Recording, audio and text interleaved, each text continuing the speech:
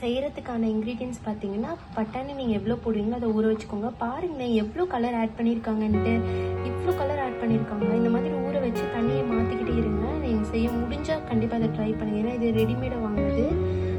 பீன்ஸ்குள்ளே இருக்கிற பட்டாணியில் இவ்வளோ இருக்காது. பாதி வெங்காயம், பாதி குடமிளகா, பாதினா கால்வாசி வெங்காயம், கால்வாசி குடமிளகா, ஒரு சின்ன ஃபுல் கேரட்டு, ஒரு பச்சை மிளகா, பீன்ஸ் 2 எடுத்திருக்கேன். இது நறுக்கணும். இதுன்னு பார்த்தீங்கன்னா tikka chicken, hariyali and malai chicken. இது அப்படியே வந்துட்டு நான் பிச்சு போட்டிருக்கேன். ஃபர்ஸ்ட் இதை ஆட் பண்ணிக்கலாம். இது கொஞ்சம் ரஃப்பாக இருக்குது, இது சாஃப்ட் ஆகணும். நார்மலாக வெஜ் நூடுல்ஸ் செய்கிறாருல இதில் வெஜ்ஜை மட்டும் போட்டு செஞ்சிடலாம். ஆனால் நம்ம வந்து சிக்கன் செய்ய போகிறோம். சிக்கன் மில்லட் நூடுல்ஸ் செய்கிறதுனால நம்ம சிக்கன் ஃபஸ்ட்டு போட்டுக்கலாம். இந்த சிக்கனில் கொஞ்சம் மிளகாத்தூள் ஆட் பண்ணிக்கலாம்.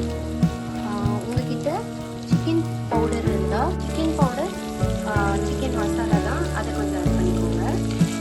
ஏன்னா என்னோட ஃப்ளேவர் இல்லாமல் இருக்கும்.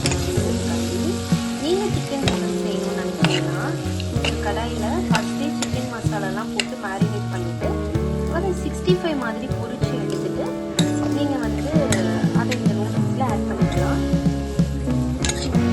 அப்படி இல்லை அப்படின்னா நீங்கள் 65 மாதிரி விரும்பலை அப்படின்னா நீங்கள் எப்பவுமே மசாலா போட்டு இந்த மாதிரி சாட்டை பண்ணிக்கலாம். இஞ்சி பூண்டு பேஸ்ட்டு, சிக்கன் மசாலா, இல்லைன்னா இஞ்சி பூண்டு பேஸ்ட்டு, சிக்கன் மசாலா, மிளகாத்தூள், இதெல்லாம் ஆட் பண்ணி நீங்கள் இந்த மாதிரி சாட்டை பண்ணிக்கலாம். இப்போது என்னோட சிக்கன் வந்து ரொம்ப ரஃப்பாக இருக்கிறதுனால ஃபஸ்ட் இது போட்டுட்டேன். வெஜிடபிள்ஸ் வந்து நல்லா நம்ம இருந்தால் நல்லா இருக்காது. நல்லா ஹாஃப் குக்குடு இருந்தால் தான் வெஜிடபிள்ஸ் நல்லா இருக்கும். பட் சிக்கன் அப்படி இருக்கக்கூடாது. அதனால நான் வந்து இப்போ சால்ட் வச்சுக்கலாம். அதுக்கு ஒரு பாத்திரத்தில் தண்ணி வச்சுக்கலாம்.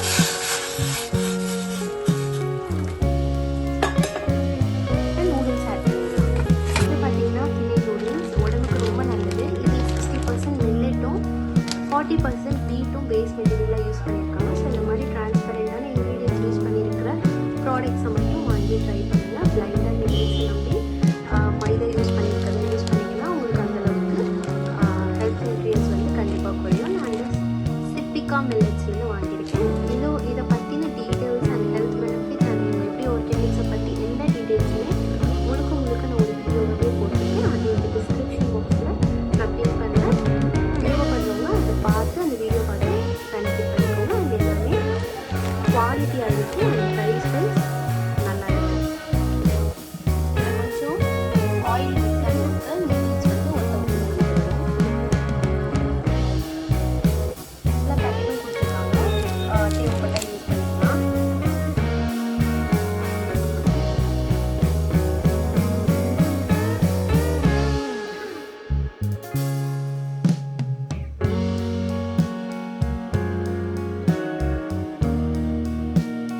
இது தண்ணியை டிஸ்கார்ட் பண்ணிவிட்டு நம்ம இந்த பட்டாணியை ஆட் பண்ணிக்கலாம். நல்லா டேஸ்ட்டாக இருக்கும்.